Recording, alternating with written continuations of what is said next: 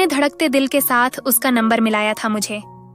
दिल ही दिल में यह भी डर था कि कहीं वह मेरी इंसल्ट न कर दे कि मैंने आधी रात को उसे कॉल क्यों किया।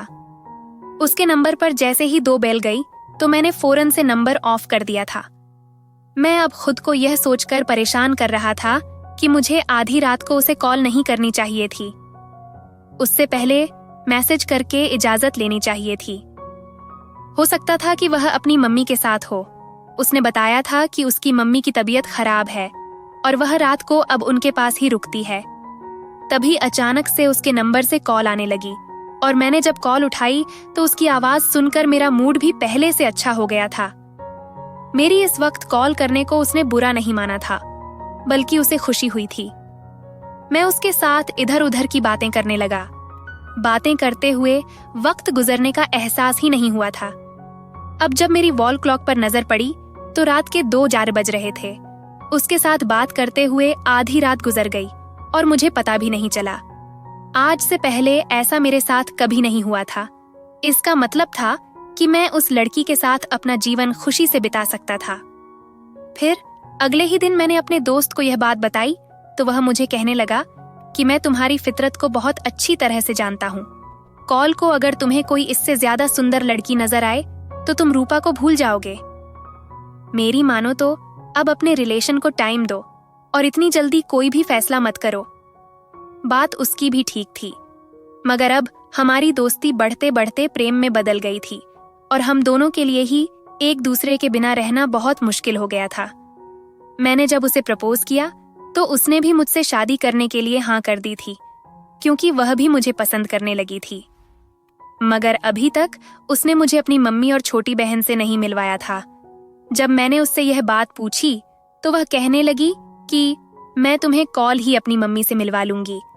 और फिर अगले दिन उसने मुझसे कॉल करके कहा कि आज मम्मी ने तुम्हें घर में खाने पर बुलाया है। शाम को मैं उसके घर पहुंचा तो उसकी बहन कहीं भी नजर नहीं आ रही थी। उसकी मम्मी से बात करके मुझे बहुत अच्छा लगा था। उनके अंदाज से लग रहा था उन्हें भी मैं पसंद आया हूं। जब रूपा से मैंने उसकी छोटी बहन के बारे में पूछा तो मुझे कहने लगी कि वह अपनी दोस्ती कर गई है।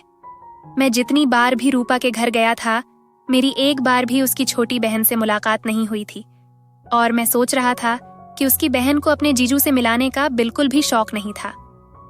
जब मैं अपनी पत्नी से इस बारे में बात करता तो वह इस बात पर बुरा मान जाते थे। न जाने क्यों उसे अपनी बहन के बारे में बात करना अच्छा नहीं लगता था। यह बात मैंने महसूस कर ली थी और फिर दोबारा कभी मैंने उसकी बहन का नाम ही नहीं लिया। यूं भी मुझे उसकी बहन से क्या लेना देना था। अब हमारी शादी की शुभ मुहूर्त भी निकल चुकी थी और मेरे सास का कहना था कि वह रूपा की जल्द से जल्द शादी करना चाहती हैं। रूपा के खानदान से भी बहुत ज्यादा रिश्ते आ रहे थे और उसकी मम्मी अपने लोगों में उसकी शादी करना नहीं चाहती थी। इसलिए वह चाहती थी कि हम दोनों जल्दी विवाह के बंधन में बंध जाएं। मुझे भी और क्या चाहिए था। मैं भी यही चाहता था कि रूपा जल्दी से मेरी पत्नी बनकर आ जाए। मैं उसी दुल्हा बना बैठा था जब मेरी अपनी साली पर पहली बार नजर पड़ी थी। वह इस कदर सुंदर थी कि मैं उसे देखकर देखता रह गया था। मेरा दिल जैसे धड़कना भूल गया था और अब मुझे अपने दोस्त की बात कान में सुनाई दी जब उसने मुझे कहा था कि तुम शादी का फैसला इतनी जल्दबाजी में मत करो। अगर तुम्हें इससे ज्यादा सुंदर लड़की दिख गई तो तुम इसे भूल जाओगे। और ऐसा ही हुआ था। अब जब मैंने अपनी पत्नी से ज्यादा सुंदर लड़की देखी तो वह मुझे पसंद आ गई थी। मगर अब क्या हो सकता था। बार बार उसकी बहन का चेहरा मेरी आंखों के सामने आ रहा था और मैं चाहकर भी उसे भूल नहीं पा रहा था। दिल ही दिल में खुद पर गुस्सा आ रहा था कि मैंने इस कदर जल्दबाजी से काम क्यों कर लिया था। मगर अब जो भी था, मैंने यह फैसला कर लिया था तो इस फैसले को निभाना था। मुझे समझ नहीं आ रहा था कि मेरी पत्नी ने मुझसे अपनी बहन को क्यों छुपा कर रखा था। क्या वह भी मेरी नेचर को समझ गई थी? जबकि मैंने तो उससे खुद को छुपा कर रखा था, सिर्फ अपनी अच्छाइयों को ही उसके सामने जाहिर किया था। लेकिन अगर इसके बावजूद भी वह मेरी इस बुराई को जान गई थी तो इसका मतलब था वह बहुत तेज थी और मुझे अब उससे संभल कर रहना था। अपनी पत्नी के साथ वक्त गुजारने के बावजूद भी अपनी साली का चेहरा मेरी आंखों के सामने ही रहा था और पूरी रात मैं उसके बारे में सोचता रहता। मगर मैंने अपनी पत्नी से इस बारे में कोई जिक्र नहीं किया था। मुझे इस बारे में सावधान नहीं करना चाहता था। और फिर हमारे जब नॉर्मल रूटीन स्टार्ट हो गई तो मेरी पत्नी ने शादी के बाद भी अपने जॉब को जारी रखा था। एक दो बार मैंने उससे इस चीज से मना किया कि तुम घर पर रहो, ऐसे तुम्हारे लिए अपने घर को मैनेज करना मुश्किल हो जाएगा, मगर वह कहने लगी कि मैं जॉब के साथ साथ घर को भी मैनेज कर लूंगी। फिर जब उसने घर को भी बहुत अच्छे तरीके से चलाना शुरू कर दिया, मुझे हर काम हर चीज वक्त पर मिलने लगी, तो मुझे इस बात पर कोई ऐतराज नहीं रहा था कि वह जॉब करती है या फिर घर पर रहती है। मगर जिस दिन वह अपनी मम्मी की तरफ जाती थी और जब मैं उसे लेने के लिए वहां जाता, तो जब भी अपनी साली को देखता मेरा दिल उस पर बुरी तरह से आ जाता था। मैं ना चाहते हुए भी खुद को उसे सोचने से रोक नहीं पा रहा था। मैं बहुत ज्यादा हैंडसम था, जिसकी वजह से मेरी साली भी मुझसे मुतासिर होने लगी थी। उसे भी अपनी बहन की किस्मत पर विश्वास नहीं होता था। उस दिन जब मैं अपनी पत्नी को लेने के लिए उसके घर में गया तो मेरी साली घर पर अकेली थी। मेरी पत्नी मम्मी को ले डॉक्टर के पास गई थी। आज मुझे पहली बार उससे अकेले में बात करने को मौका मिला था और फिर वह मुझे लेकर बाहर लॉन में आ गई। वह मुझसे अपनी दोस्तों की अपने बचपन की बातें करने लगी। तब बातों बातों में वह मुझसे कहने लगी कि मुझे अपनी दीदी पर रुश्क आता है। उनके कितनी अच्छी किस्मत है कि उन्हें आप जैसा पति मिला है। काश कि मुझे भी आप जैसा ही पति मिले। मैंने उसकी आंखों में जब अपने लिए पसंद के रंग देखे तो मेरा दिल एक बार फिर से बुरी तरह से उस पर आ गया था और इसको अपने जाल में फंसाना बिल्कुल भी मुश्किल नहीं होगा। फिर मैं उसके साथ प्यार भरी बातें करने लगा। मेरी साली की बातें मुझे बहुत ज्यादा हैरान कर रही थीं, क्योंकि जितनी वह सुंदर थी उसके पीछे तो लड़के पागल थे और इसके बावजूद भी उसका कोई बॉयफ्रेंड नहीं था। और वह अगर मुझे पसंद कर रही थी, अगर वह मेरी तरफ मातवजो हो रही थी, तो यह मेरी खुशनसीबी थी और मैं इस चीज को अपने फायदे में इस्तेमाल करना चाहता था। अब मैंने उसका नंबर भी हासिल कर लिया था और अपनी पत्नी से छुपकर मैं उसके साथ बातें करने लगा। अब मैं अक्सर उसको शॉपिंग करवाने के लिए जाता था। जब पहली बार मैंने उसे दिल खोलकर शॉपिंग करवाई तो तब वह आंखों में आंसू भर के कहने लगी कि डैडी की मौत के बाद मम्मी ने हम दोनों बहनों को बहुत मुश्किल से पाला था, और फिर जब दीदी जॉब करने लगी तो मम्मी ने काम करना छोड़ दिया था, मगर इससे हमारा मुश्किल से गुजरा ही होता था। मैंने कभी भी इतनी ज्यादा शॉपिंग नहीं की जितनी आज आपने मुझे करवाई है। उसकी बात सुनकर मुझे लगने लगा था कि अगर मैंने और कोशिश जारी रखी तो वह दिन दूर नहीं जब वह पूरी मुझे हासिल हो जाएगी। और फिर मेरा ख्याल कुछ गलत नहीं था। मुझे उसी पर मजबूती से मेहनत करनी पड़ी थी। उसे अपनी तरफ आकर्षित करने के लिए, खुद से जुड़े रखने के लिए मैं उसकी बहुत तारीफ करता, उसका ख्याल रखता, जो वह कहती वही करता, वह सब कुछ उसे लेकर देता जो वह मांगती थी। एक दिन वह मुझसे कहने लगी, काश आप मेरी दीदी के पति ना होते तो मैं आपसे शादी कर लेती। मैंने उसे यही सब सुनाने का इंतजार कर रहा था। तब मैं उसे कहने लगा, मेरे लिए भी तुम्हारे बिना रहना बहुत मुश्किल है। मैं तुम्हारी दीदी के साथ खुश नहीं हूं, बल्कि मैं तुमसे ही विवाह करना चाहता हूं। इसके लिए मुझे तुमसे कुछ कहना है। तुम मुझसे अकेले मिलो और इस बारे में तुमने अपनी मम्मी को, दीदी, किसी को कुछ भी नहीं बताना। हम दोनों में जो भी बात होगी वह हम दोनों के दरमियान ही रहेगी। यह सुनकर पहले तो वह डॉक्टर गई, फिर वह मुझसे कहने लगी कि मैं आपसे अकेले में कैसे मिल सकती हूँ। मुझे डर लगता है कि कहीं कुछ हो न जाए, कहीं मम्मी को कुछ पता न चल जाए। मगर मैंने उसे मना ही लिया। मैं तुम्हारे साथ हूं। मेरे होते हुए तुम्हें कोई कुछ भी नहीं कर सकता। मेरे प्यार पर विश्वास करो। वह मेरी बात सुनकर राजमंद हो गई थी। मैं अपनी मस्तियों में गुम था। मैंने इस बात पर ध्यान ही नहीं किया कि मेरी पत्नी भी बहुत बदल रही थी। उसने मुझे पहले की तरह वक्त देना छोड़ दिया था, बल्कि अगर मैं उससे वक्त देने का कहता तो वह कभी थकान का बहाना कर देती तो कभी नींद आने का।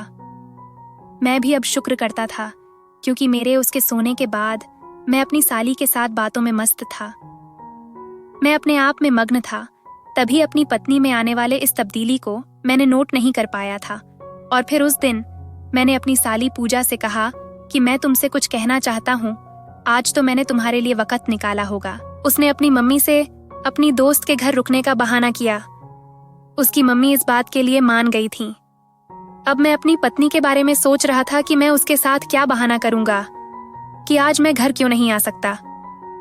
अभी मैं यह सब सोच ही रहा था कि मेरी पत्नी की कॉल आ गई। वह कहने लगी कि मैं कितने दिन से मम्मी की तरफ नहीं रुके, आज मेरा वहां पर वक्त गुजारने का इरादा है, आज मैं उनके साथ रहूंगी। उसके बाद सुनकर मैंने खुशी से मान दी कि मैं उनके साथ रहने की इजाजत दे दी थी। और फिर शाम को मैंने पूजा को एक जगह से पिक किया और उसे लेकर मैं उसे होटल में आ गया था, जहां पर मैं अक्सर अपनी गर्लफ्रेंड को लेकर जाता था। पूजा मुझे देखकर घबरा रही थी। तभी उसकी घबराहट दूर करने के लिए मैंने उसे एक ऐसी ड्रिंक पिला दी थी जिससे वह अपने होश खो बैठी थी। उसे कुछ समझ नहीं आ रहा था कि वह कहाँ थी और क्या कर रही थी। इस तरह से मेरे लिए यह काम आसान हो गया था। तभी मैं उसे सहारा देकर उसी कमरे में जाने लगा जहां पर मैं हमेशा रुकता था। आज भी वह कमरा मेरा इंतजार कर रहा था और मैं आने वाले समय के बारे में सोच सोचकर मजे कर रहा था। मगर एक चीज देखकर मैं बुरी तरह से हैरान रह गया था। साथ वाले कमरे में मैंने अपनी पत्नी को जाते हुए देखा था। यह देखकर मुझे अपनी आंखों पर यकीन ही नहीं आ रहा था कि यहाँ पर भला मेरी पत्नी का क्या काम था। उसने तो आज अपनी मम्मी की तरफ रुकना था, वह तो आज उनके साथ थी, तो फिर वह अब यहाँ पर क्या कर रही थी। मैंने अपनी साली को बिस्तर पर लेटाया और फिर खुद अपनी पत्नी को देखने के लिए कमरे से बाहर निकल आया। अब जब मैंने साथ वाले कमरे का दरवाजा चेक किया तो दरवाजा खुला हुआ था। यह होटल के नियमों के खिलाफ था। मैं किसी के कमरे में जाकर नहीं देख सकता था, मगर इस वक्त यह बात जानना मेरे लिए जरूरी था। इस वजह से मैं कोई भी जुर्माना भरने के लिए तैयार था। जब मैंने दरवाजा खोला और फिर सामने देखा, मेरे होश उड़ गए, क्योंकि मेरे सामने मेरी पत्नी। बचपन से ही मैं घर का अजीब सा माहौल देखकर पाला बड़ा था। मेरे पापा रात गए तो घर से बाहर रहते थे, जब तक वह घर नहीं आते थे। मम्मी उनका इंतजार करती रहती थीं, साथ रोती भी रहती थीं। यह देखकर मैं हैरान परेशान होता था कि मम्मी ऐसा क्यों करते हैं। आखिर वह जरा जरा से बात पर इतना परेशान क्यों हो जाती हैं। पापा जब घर आते तो मम्मी उनके साथ लड़ना शुरू हो जाते हैं। कभी तो पापा खामोशी से अपने कमरे में चले जाते थे और कभी वह भी उनके साथ लड़ने लगते थे। और अब तो पापा ने मम्मी पर हाथ उठाना शुरू कर दिया था। ये देखकर मुझे बहुत ही ज्यादा गुस्सा आता था। आखिर पापा मेरी मम्मी के साथ ऐसा कैसे कर सकते थे। जब मैं थोड़ा बड़ा हुआ तो मुझे मालूम हुआ कि पापा आधी रात तक घर से बाहर क्यों रहते हैं और मम्मी उनसे बात बात पर क्यों लड़ाई करनी है। क्योंकि पापा के बहुत से लड़कियों के साथ संबंध थे। उनकी बहुत सारी गर्लफ्रेंड थीं, जिनके साथ वह आधी रात तक वक्त गुजारते थे। और जब घर आते तो इस बात पर मम्मी उनसे लड़ाई करती कि मैं आपकी पत्नी हूँ, आपको मुझसे प्रेम करना चाहिए, आपको मेरे साथ समय बिताना चाहिए, मगर आप मेरे बजाय दूसरी लड़कियों के साथ मसरूफ रहते हैं। यह बात मुझसे बर्दाश्त नहीं होती थी। तब पापा उन्हें कहते कि अगर तुमने मेरे साथ रहना है तो तुम्हें यह सब बर्दाश्त करना होगा, नहीं तो तुम यह घर छोड़कर जा सकती हो। और पापा की यह बात सुनकर जहां मम्मी रोने लगती थीं, वहीं पर मैं भी परेशान हो जाता। मम्मी से कहता कि आप घर छोड़कर कहीं मत जाइए, आपके बगैर मैं अकेला रह जाऊंगा। और फिर मम्मी ने इस बात को अपने दिल से लगा लिया था और एक दिन वह हम दोनों को अकेला छोड़कर इस दुनिया से चली गई थी। उनके बाद मैं अकेला पड़ गया था, हर वक्त रोता रहता था। पापा मुझे कहते कि मैं तुम्हारे साथ हूं, मेरे होते हुए तुम्हें रोने की क्या जरूरत है, तुम फिक्र मत करो, मैं तुम्हारे लिए नई मम्मी लेकर आऊंगा। तब मुझे अपने दोस्तों की सुनी हुई बातें याद आने लगती थीं, तो मैं पापा से कहता कि आप मेरे लिए दूसरी मम्मी नहीं ला सकते। आप नहीं जानते कि दूसरी मम्मी बच्चों को बहुत मारती हैं और उन्हें वक्त पर खाना भी नहीं देती। मेरी बात सुनकर पापा कहते हैं, ठीक है, मैं तुम्हारे लिए नई मम्मी नहीं लेकर आऊंगा, मगर तुम खामोश रहो और इस तरह से मत रो, अपने पढ़ाई पर ध्यान दो। उसके बाद पापा ने मेरी देखभाल के लिए मेरे लिए आया जी का बंदोबस्त कर दिया था। आया जी बहुत अच्छी थी, वह मेरा बहुत ही ज्यादा ख्याल रखती थी और मैं उनके साथ रहते हुए मम्मी की कमी को भूलने लगा था। शाम को आया जी वापस चले जाते थे और फिर रात को मैं पापा के साथ ही सोता था। अब तो अक्सर रात को पापा के साथ कोई ना कोई लड़की आने लगी थी और जब भी कोई लड़की आती थी तो पापा मुझे उसे रात को कमरे से निकाल देते थे। मुझे अकेले सोने में डर लगता था, मगर जब मैं उनके साथ सोने की जिद करता तब वह गुस्सा करते और मुझे कहते कि अब तुम बड़े हो गए हो तो मैं अलग कमरे में सोना चाहिए। और फिर जिस दिन उनके साथ लड़की नहीं होती थी उसे दिन वह मुझे अपने साथ सुला लिया करते थे। अब मैं इस बात पर हैरान होता था कि पापा आखिर मुझे कमरे से बाहर क्यों निकालते थे। उसे दिन जब मैंने चुपकर कमरे में देखा तो मैंने पापा को उसे लड़की के साथ बहुत अजीब काम करते हुए देखा था। अब अक्सर मैं ऐसा करने लगा था। जब पापा कमरे में होते तो मैं चुपकर उनके कमरे में देखता था। अब तो वह ड्रिंक भी करने लगे थे और जो कुछ वह लड़कियों के साथ करते थे उन्हें देख देख कर मुझे बहुत अजीब लगने लगा था। और फिर यही सब देखते देखते मैं बड़ा हुआ। मुझे अब यह सब बुरा नहीं लगता था, बल्कि मैं चाहता था कि मैं भी ऐसा ही करूं। मेरी जिंदगी में भी बहुत सी लड़कियां हों।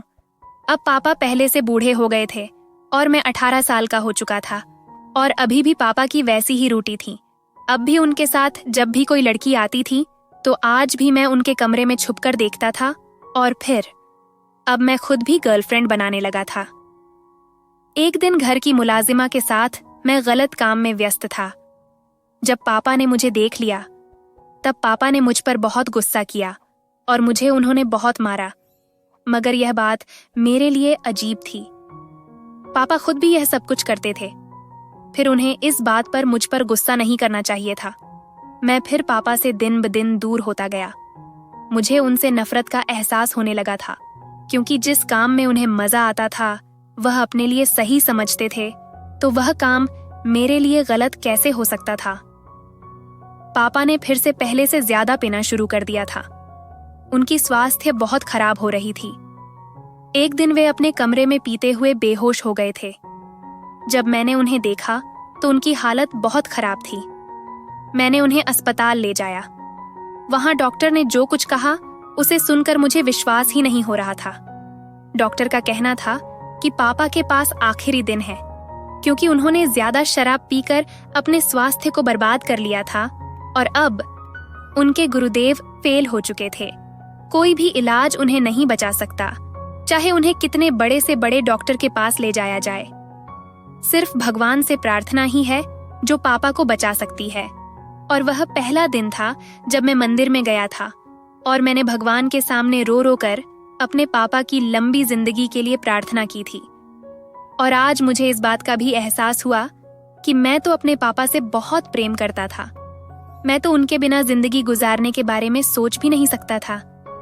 और अब जब वे मुझे छोड़कर जा रहे थे तो मुझे ऐसे लग रहा था कि मेरे शरीर से कोई आत्मा खींच रहा हो, और यह एहसास मेरे लिए बहुत ही दुखद था।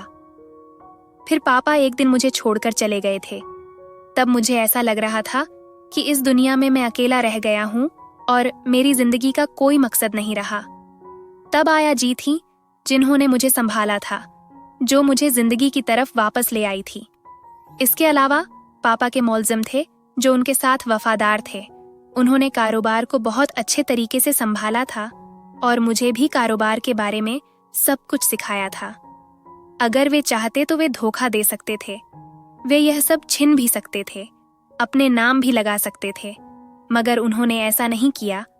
उन्होंने पापा के साथ वफादारी का सबूत दिया और फिर मैं पढ़ाई मुकम्मल करके अपने कारोबार में मस्त रहने लगा था। मेरी जिंदगी में बहुत सी लड़कियां थीं, मगर कोई भी लड़की मेरे दिल में जगह बनाने में कामयाब नहीं हो सकी थी। जो भी सुंदर लड़की देखता था मुझे ऐसा लगता था कि मुझे उससे प्यार हो गया है।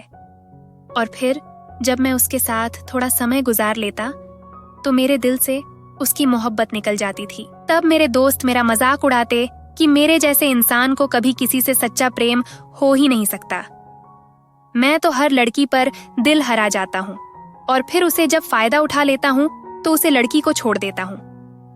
बाद में वह लड़की बेशक रोती चिल्लाती रहती, मगर मुझ पर किसी चीज का कोई असर ही नहीं होता था। रूपा को मैंने एक बार अपने दोस्त के घर में देखा था।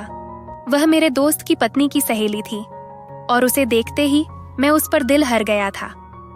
जब अपने दोस्त को यह बात बताई तो वह जोर से हंस पड़ा और मुझे कहने लगा कि तुम अगर इससे ज्यादा सुंदर लड़की देखोगे तो तुम बदल जाओगे इसीलिए तुमने जो करना है सोच समझ कर करो और खुद करो, मुझे और मेरी पत्नी इस मामले में नहीं फंसाओ। ऐसा ना हो कि तुम्हारा इस लड़की से दिल भर जाए। तुम इसे छोड़ दो और यह लड़की हमारे गले पड़ जाए। बात उसकी ठीक थी। फिर मैंने रूपा से अपने प्रेम का इजहार किया और जब उससे दोस्ती की तो मुझे मालूम हुआ कि वह भी मुझे पसंद करने लगी थी। शायद हम दोनों बने एक दूसरे के लिए थे, मगर तब तक मैं पूजा को नहीं जानता था। अब जब पूजा को देखा तो मेरे दिल की हालत ही बदल गई। अब मैं सोचने लगा कि काश कि रूपा से शादी से पहले ही अगर पूजा को देख लेता तो उससे शादी से इनकार कर देता। मगर अफसोस की बात यह थी कि मैं उसे संभा बहुत लेट था, मगर फिर भी वह मेरे जाल में फंस गए थे और अब वह मेरे बेड तक पहुंच गए थे और मुझे इससे ज्यादा और क्या चाहिए था। मगर अपनी पत्नी को वहां पर देखकर मैं हैरान रह गया था कि वह यहाँ पर क्या कर रही थी। अब जब मैंने साथ ही कमरा खोल कर देखा तो यह देखकर मेरे पैरों के नीचे से जमीन निकल गई थी कि वहां पर मेरी पत्नी एक लड़के के साथ मौजूद थे जो उसके ऑफिस में काम करता था और मुझे उसने अपना दोस्त बताया था। मगर मैं नहीं जानता था कि उन दोनों के दरमियान दोस्ती से कुछ बढ़कर था और जो कुछ भी था वह मेरे सामने आ चुका था। मैं ये बात भूल गया था कि मैं यहाँ पर क्यों आया था। मैं यहाँ पर पूजा को लेकर आया था और पूजा के साथ क्या कुछ करने वाला था। मुझे ये सारी बातें भूल चुका था। मुझे याद था तो बस इतना कि मेरी पत्नी इस वक्त एक घिनौना मर्द के साथ नामुनाब हालत में थे और तभी मेरी पत्नी ने भी मुझे देख लिया। वह बुरी तरह से डर गई। वह मुझसे कहने लगे कि मुझे माफ कर दो, मुझसे गलती हो गई। मैं बहक गई थी। मुझे ऐसा नहीं करना चाहिए था, मगर अब इन बातों का कोई फायदा नहीं था। मैंने उससे साफ कह दिया कि मैं तुम्हारी शक्ल भी नहीं देखना चाहता। अब तुम मेरे घर में मत आना, मेरा तुम्हारे साथ कोई ताल्लुक नहीं है।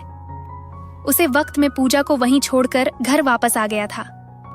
जानता था कि पूजा थोड़ी देर तक नशे की हालत में रहेगी और फिर वह नॉर्मल हो जाएगी तो वह अपने घर वापस चली जाएगी। मगर इस वक्त ना मैं पूजा से बात करना चाहता था और ना ही रूपा से। मुझे खुद पर गुस्सा आ रहा था कि मैंने इस पर आंखें बंद करके इतबार क्यों किया। आज जो कुछ मैं दूसरों के साथ कर रहा था वह सब कुछ मेरी पत्नी के साथ पेश आया था। बल्कि शायद मेरी पत्नी ने वह सब करके मुझे एहसास दिला दिया कि हर इंसान को ही अपनी इज्जत प्यारी होती है। और मुझे जितना इस वक्त रूपा पर गुस्सा आ रहा था इतना शायद ही जिंदगी में कभी किसी पर आया था। मैं यहाँ से वहां पर टहल रहा था और तभी मेरे नंबर पर पूजा के कॉल आने लगे। मगर इस वक्त मेरा किसी से बात करने का दिल नहीं कर रहा था।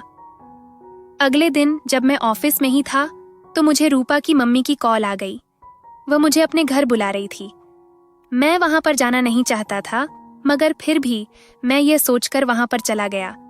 मैं रूपा के बारे में सच बता दूंगा कि मैंने उससे एक गैर मर्द के साथ देखा है और अब मैं उसे अपने घर में नहीं रख सकता।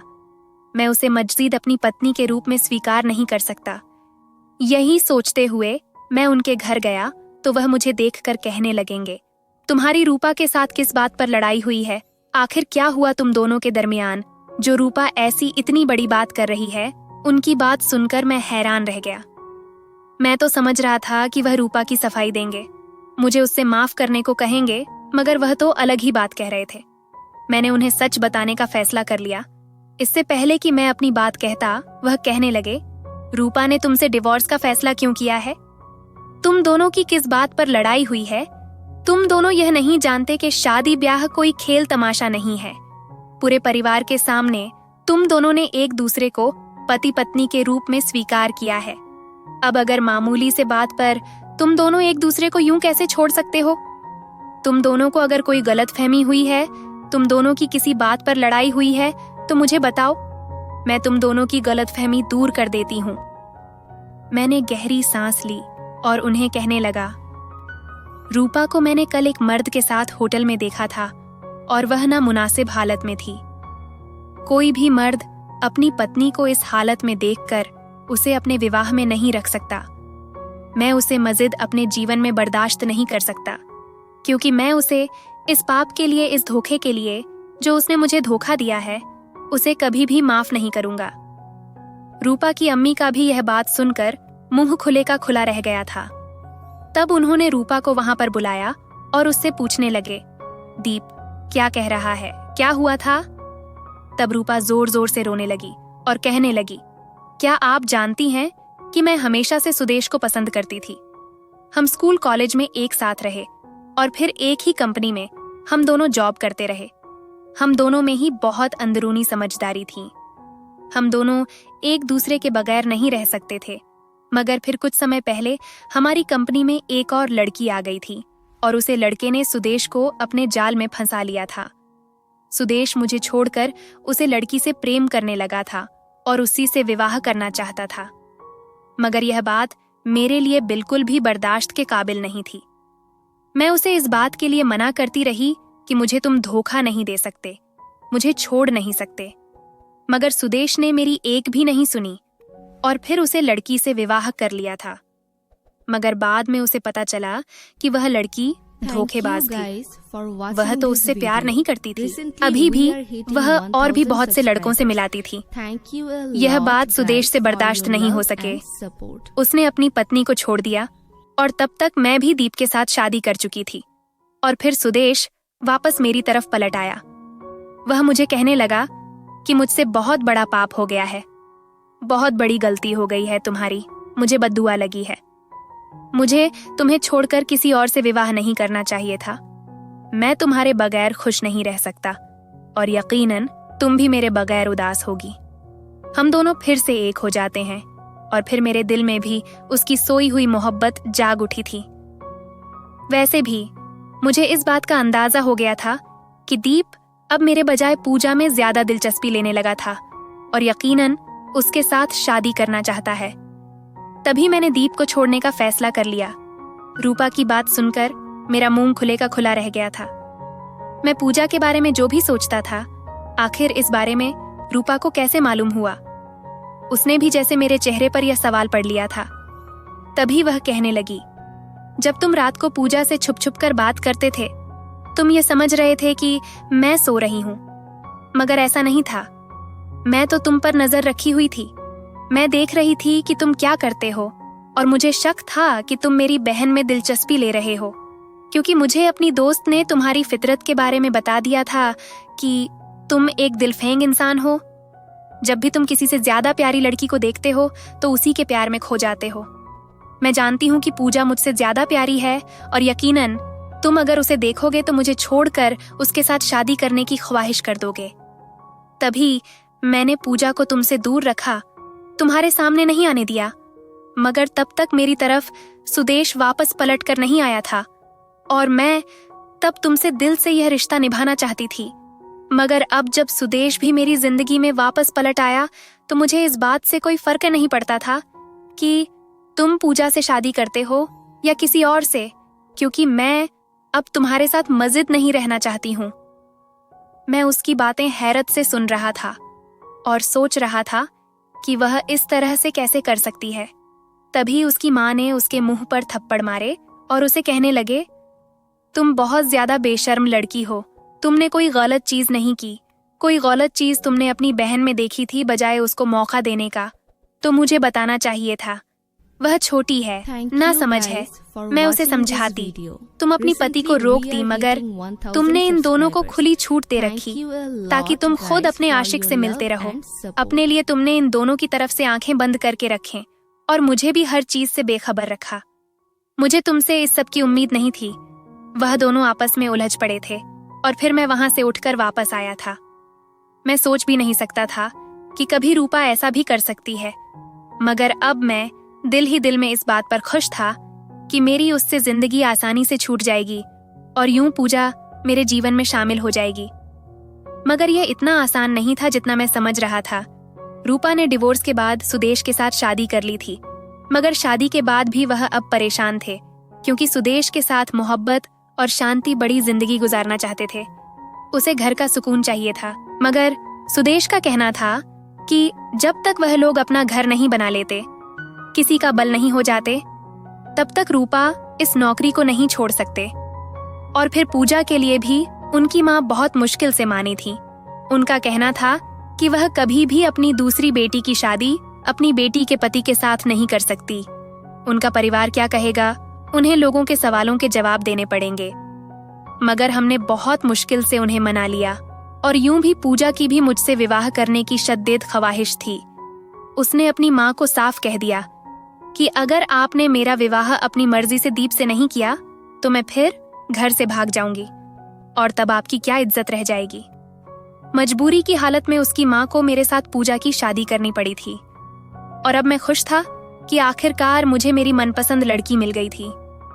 दोस्तों, वीडियो कैसी लगी हमें कमेंट करके जरूर बताएं और वीडियो को लाइक करके चैनल को सब्सक्राइब कर दें। धन्यवाद।